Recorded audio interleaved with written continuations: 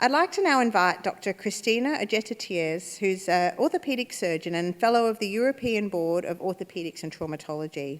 She currently works in Madrid in Spain, where her main interests are fragility fractures and post-traumatic infections. Cristina is an international liaison for the Spanish National Hip Fracture Registry and serves on the board of the Fragility Fracture Network and the Spanish Society for Fragility Fractures. To speak to us about the revised minimum common data set, please welcome Dr. Cristina.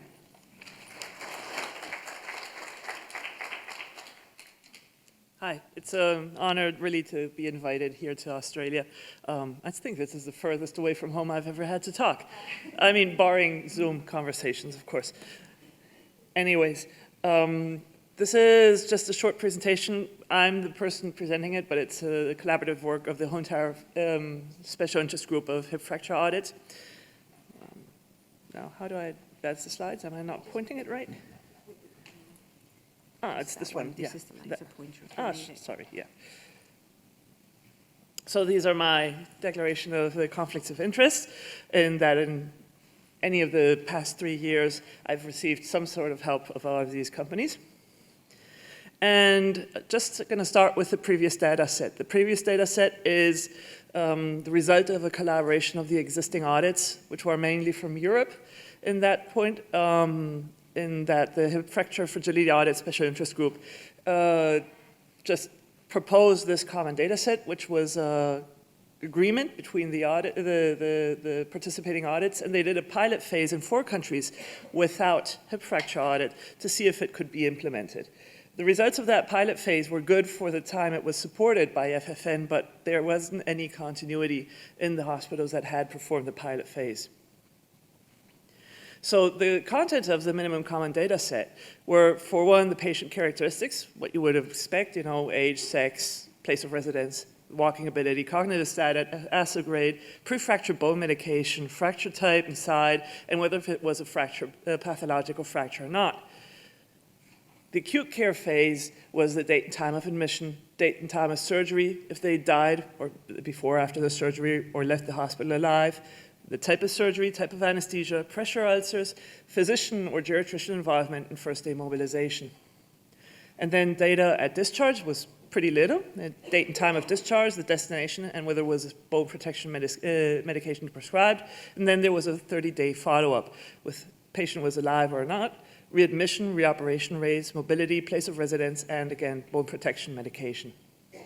So in total, we're talking about 28 variables that had to be collected, plus 4 that were collected by default, hospital number, city participating, etc.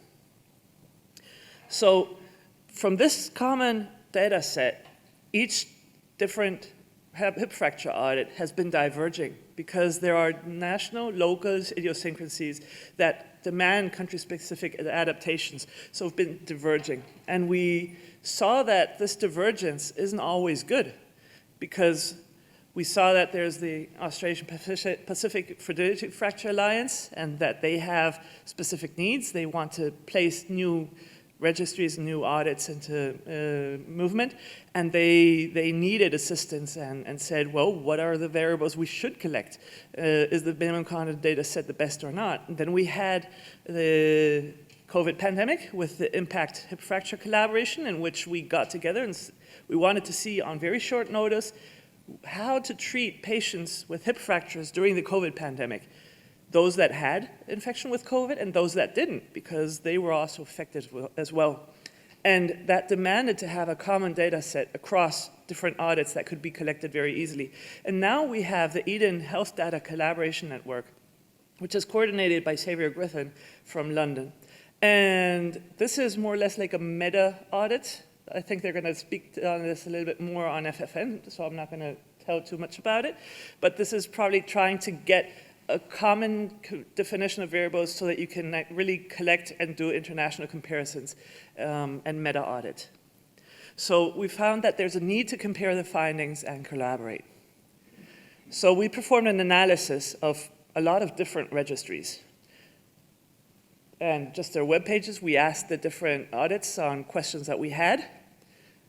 And we found a huge, huge, huge, huge spreadsheet, really big spreadsheet with 215 variables, and some of the variables were collected different. Like, for example, cognitive status was collected different in different regions.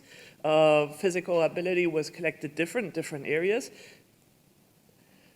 So we found that 215 questions were used across the 10 registries, and only 34% of them were used in more than one national audit, and only 15% of them were used by more than half of the audits. And only one registry used all of the 32 questions of the old minimum common data set. And 5 of the questions were only collected by a single registry.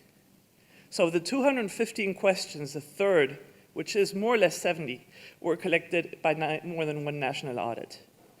So this is a huge divergence. And when you want to try to get on the same language to do meta-audit, this is a big barrier. So this is graphed, and you can see it published later in the text. But for example, all of them collected the ASA grade, the operation performed, and the date and time of surgery.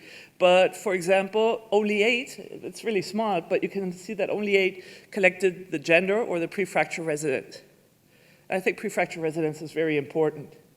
And then less, 50%, got bone protection at discharge, and only 4 death during hospital admission, which is a variable that should be pretty easy to be collected. So we proposed 2 minimum common data sets in order to make things a little bit more complicated. No, we saw that there has to be 2 tiers, one for established audits to be able to compare themselves, and one for audits that are just starting out to just suggest what should we be looking at. So we proposed the core minimum common data set, which is like the basic pack. It has the identifier, hospital and patient number, and the patient characteristics, which is almost the same as what we had in the previous minimum common data set. The acute care phase and the discharge phase is almost the same as in the minimum common data set, but we don't include the follow-up because that's pretty complicated. And if you just audit the delay to surgery and survival and early mobilization and stuff, it's a good start. And I think hospitals should start with that. So we went down from the nearly 30 variables to only 20, and most of them can be collected almost automatically. So this is the basic, and now you have the advanced care pack. This is like the first class of hip fracture audits. So there we have additional things that can or cannot be collected depending on national recommendations. For example, patient consent depends on the legal situation in each region. The date and time of injury and not hospital admission might be relevant in places like many places of Asia where patients might take days to reach the hospital. And also the date and time of admission to the ward as well, because the time in the emergency department, as you know, is important. Whether nutritional assessment was done is also important, and also the course of the patient in post-acute care, not the time in acute hospital, but also rehabilitation, taking that into account. So we recommend, and there's no definition there on what people should do. We say it's more reasonable because the outcomes are more reasonable. At 120 days, it gives you more information, but it might be difficult for many early audits to go on for 20 days for each patient because of loss of follow-up, and it might be easier to contact the patients at 30 days, or especially in healthcare systems that are a little bit more rural and dispersed, where the patient might only come at 30 days and then follow up as needed. So there we have the live or dead, reoperation, place of residence, mobility, and bone protection medication. So total 12 variables. So we're actually having the same variables almost more or less, but we're adding nutritional assessment. And we're also adding the variables of time of injury and what the patient does in post-acute care. So this was published, and we have the data sheet as an Excel file on Google Sheets that you can download from this QR code if you like. And we also have it published as an open access journal in Bone Joint Journal. I mean, I think this was actually key to have a lot of important people from Britain there on board to get that accepted. But anyways, it's open access and paid for by FFN, the release, and it's had a lot of visualizations, especially also from low and middle income countries, because a lot of initiating audits are using this as a guideline. So what's next? What are we going to do on in this? Well, this provides opportunities for observational studies. You can do ecological studies at a population level. Using this minimum common data set, you can compare the idiosyncrasies of different regions. It can also give opportunities for experimental studies. You can do randomized controlled trials if you define the variables that should be included that can be embedded into audits so different hospitals can get on board in participating with these randomized controlled trials. And you can also do historic comparisons. And we can also do quasi-randomized trials where the geography, where the patient was admitted, as the treatment arm.